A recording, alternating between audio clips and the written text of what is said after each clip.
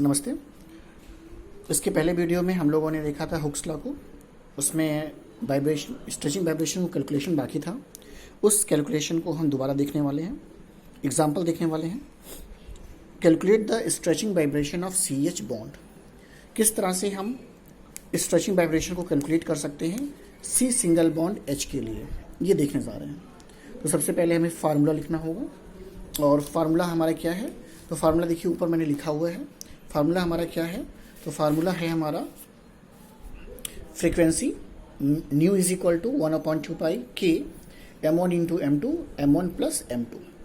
तो हमें इन सभी के पहले वैल्यू लिख लेनी होगी कि इनकी क्या क्या वैल्यू होती हैं। तो हम इनकी पहले वैल्यू लिख लेते हैं। C सिंगल बॉन्ड H के लिए, C सिंगल बॉन्ड H के लिए K की क्या वैल्यू होती है?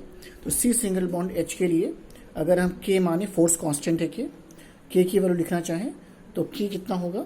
K इज 5 इंटू 10⁵ ग्राम पर सेकेंड स्क्वायर। ये हम वैल्यू पहले भी लिख चुके हैं। अब इसके बाद हमें देखना होगा M1 M2 की वैल्यू। तो M1 for carbon and M2 for hydrogen. तो then mass of carbon atom, mass of carbon atom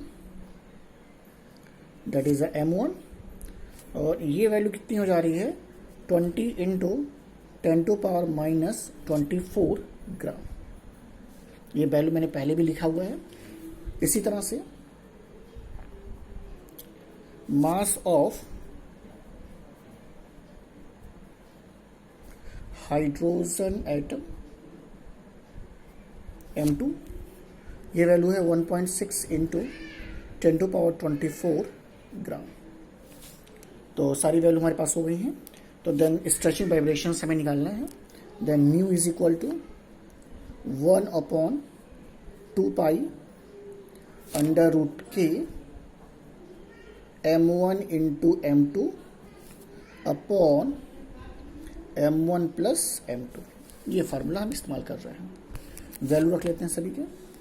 अगर हम वैल्यू रखें तो पाई की वैल्यू 22/7, तो ये हो जाएगा 22/7 का मतलब हो गया 7 ऊपर कर ले और 22 नीचे कर दे रहे हैं, मल्टीप्लाइड बाई 2। ऐसा अंडर रूट की जगह 1/2 कर लेंगे, आसान हो जाएगा हमारे लिए। तो उसको ब्रैकेट भी रहने दीजिए।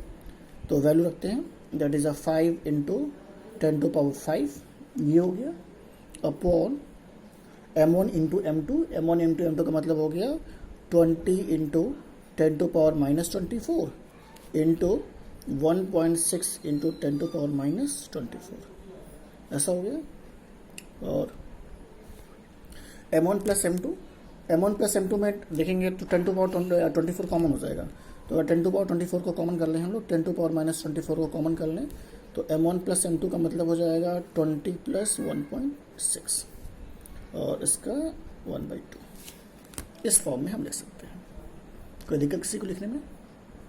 तो आसान सी बात है, ऐसे हम इसे लिख सकते हैं। ओके।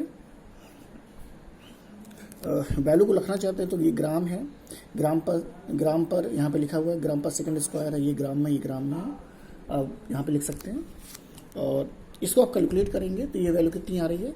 ये वैल्यू आ रही है 9.3 इंटू 10⁻13 पर सेकेंड। ये फ्रीक्वेंसी की वैल्यू आ रही है 9.3 इंटू 10⁻13 पर सेकेंड। ये वैल्यू आ रही है कैलकुलेट करने के बाद। अब इसको कन्वर्ट करना पड़ेगा वेव नंबर में। तो अगर इस वैल्यू को हम वेव नंबर में कन्वर्ट करना चाहते हैं तो हमें क्या करना पड़ेगा? हमारे पास अगला जो फार्मूला होगा वेव नंबर के लिए होगा। तो हम क्या कर सकते हैं? हम जो है अगले फार्मूले का इस्तेमाल कर सकते हैं वेव नंबर के लिए। और वो क्या फार्मूला है? तो बहुत ही सिंपल सा फार्मूला है। वेव नंबर हम पहले फार्मूला देख चुके हैं। Then wave number nu bar is equal to nu upon C, ये लगा सकते हैं फार्मूला। न्यू की वैल्यू में अभी हमने कैलकुलेट किया है 9.3 इंटू 10⁻13 पर सेकेंड है ऐसा। और C क्या है? C is equal to 3 into 3 into 10⁸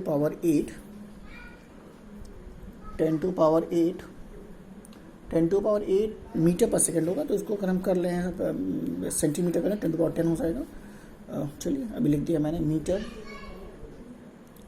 पर सेकेंड इनवर्स, ये हो जाएगा।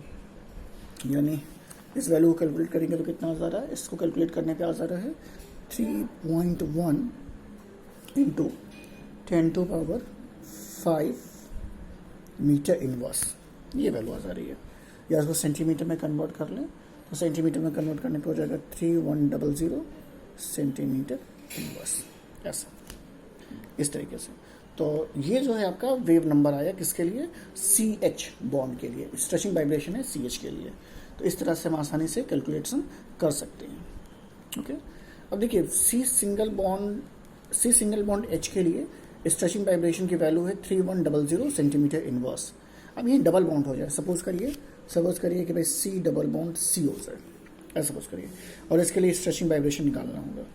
तो इसके लिए स्ट्रेचिंग वाइब्रेशन जब निकाले जाएंगे तो बस K की वैल्यू क्या हो जाएगी, K की वैल्यू आप जो रखा करते थे इससे पहले वाले क्वेश्चंस में, कहा गया ये देखिए K की वैल्यू जो रखते हैं ये हो जाएगी 10 इंटू 10⁵ हो जाएगी, ऐसा। और क्या हो जाएगा, C डबल बॉन्ड C है, तो यानी आपको जो एटम्स लेने होंगे M1 M2 सेम हो जाएगा, तो ये 20 इंटू 10⁻⁻4 एंड दूसरे के लिए 20 इंटू 10⁻⁻4। अब K की वैल्यू इंक्रीज कर रही है, जिसका मतलब है कि कार्बन डबल बॉन्ड कार्बन के लिए वेव नंबर की वैल्यू भी अधिक आनी चाहिए। तो इस तरह की हम क्या कर सकते हैं, इस तरीके से आसान कैलकुलेशन कर सकते हैं। तो ये एक एग्जाम्पल था हुक्स लॉ पे। तो ये अब नेक्स्ट वीडियो में हम लोग कुछ इससे IR से जुड़ी हुई और भी बातें देखेंगे। Okay, thank you.